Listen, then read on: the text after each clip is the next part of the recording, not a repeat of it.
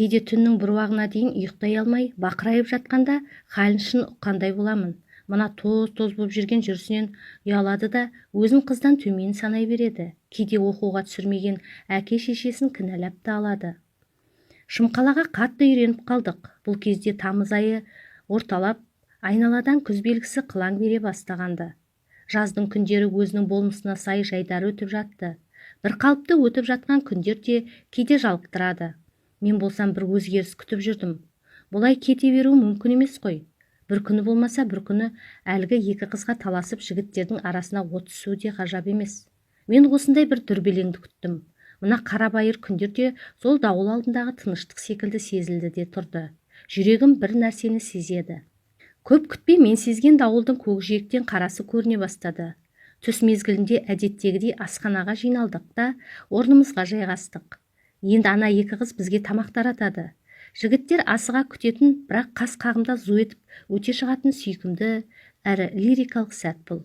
Сондағысы екеуі ас болсын деуден әрі аспайды. Соның өзіне мәзбіз. Ана қалжыңбас барат секілділер неге күніне 4 рет тамақтанбаймыз дейтіндей бар. Ислам екеуміз бір үстелге жайғасып, қарама-қарсы отырамыз. Құрылыс басталған бірінші күннен бастап солай келеміз. Міне 3-ші айдың жүзі болды. Егіз қозыдай ажыраған емеспіз.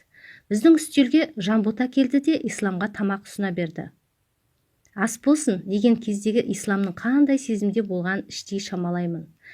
Қызара бортып отырған түріне қарап іштей арсыз күлкі қысты, бірақ өзімді ұстай білдім. Артынша Жанбота маған да тамақ әкелді. Көлемі 2-ақ уыс тәліккеге салынған палауды ұстай бергенім сол еді. Қызда мені ұстады деп ойлады ма жібере салғаны.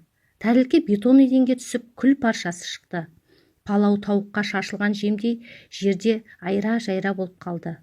Мына тосын апаттан соң бұйығып отырған асханаға жан бітті.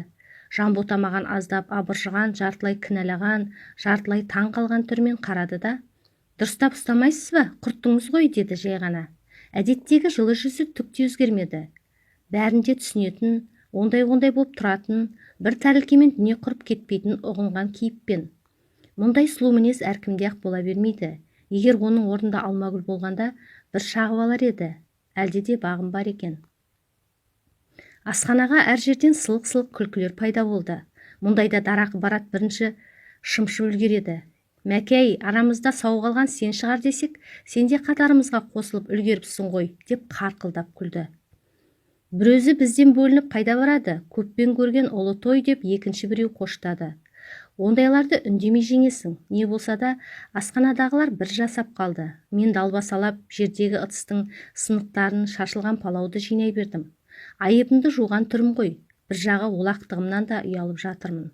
Алмагүл басқа ыдыспен тамақ әкелді. "Енді байлаңыз, тағы сындырсаңыз, айлығыңыздың жартысы ыдыс төлеумен кетеді", деп тілінің бізін сұғып үлгерді. Бәрі осы қираған тәрелкеден басталады деп кім ойлаған?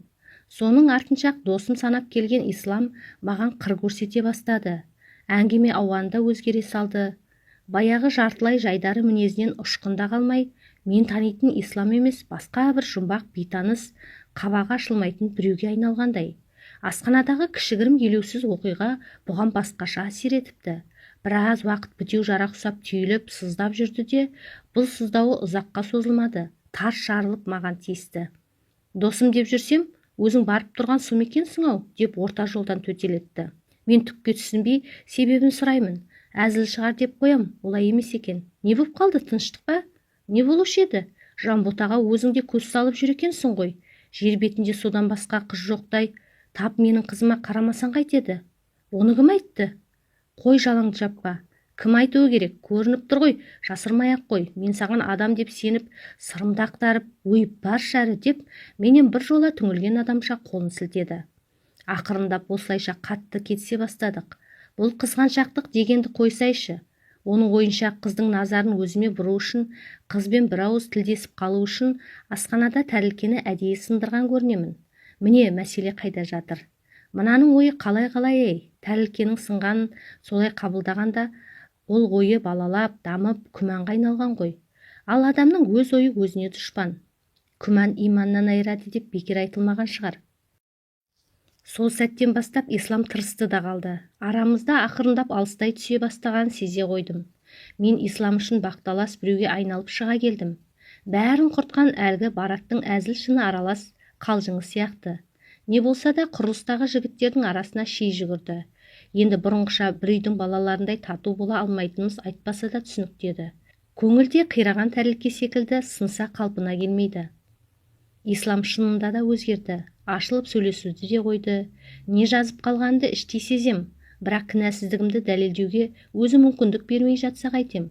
Сөзімді байыппен тыңдаса бәлкім райынан қайтармай еді. Бірақ олай ететін мәжнүн қайда? Байғұс жігіттің содан бері қарамады. Достығымыз осымен тәмам болды. Тәрелкемен бірге ол да құрдымға кетті. Екі жігіт арамыздан қыл өтпес доспыз деп бір-біріне айтып жатса, тыңдап тұрған үшінші біреу араларыңнан қыз өтсе көререм деген көрінеді.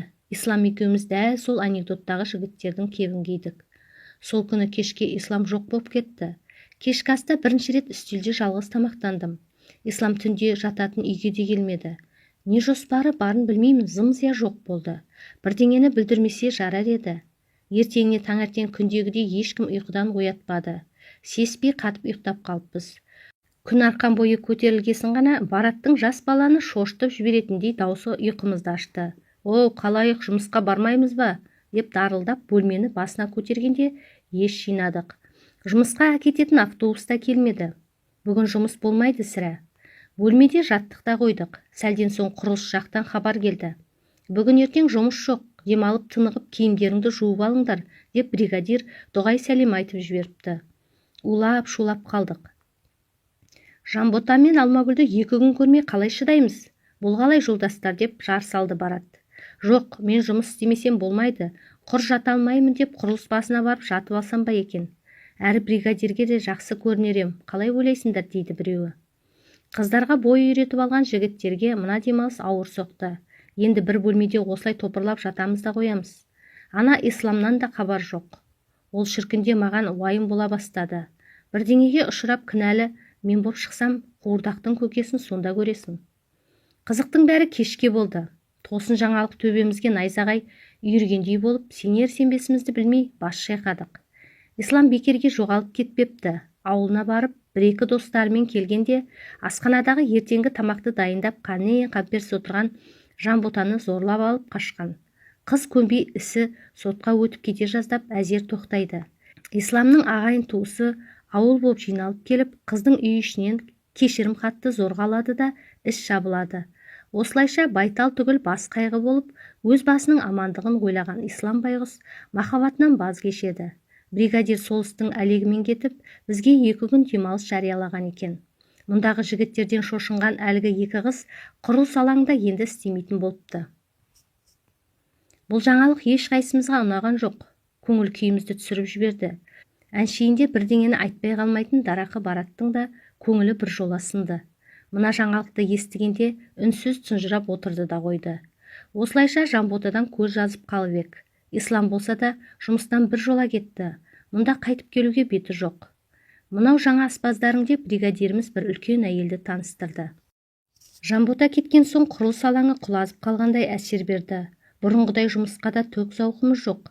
Бірдеңесі жоғалған жандарша міндетімізді селсоқ атқарамыз.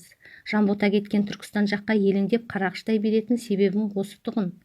Мына жердің бар қызығы мен сәнін өзімен бірге Түркістанға ала кетті. Енді ананы мынаны айтып, ішіңді пыстырмайтын Ислам да жоқ. Өзіне өз істеді. Қызғаныш деген қызыл иттің жетегінде кетпеуі керек еді.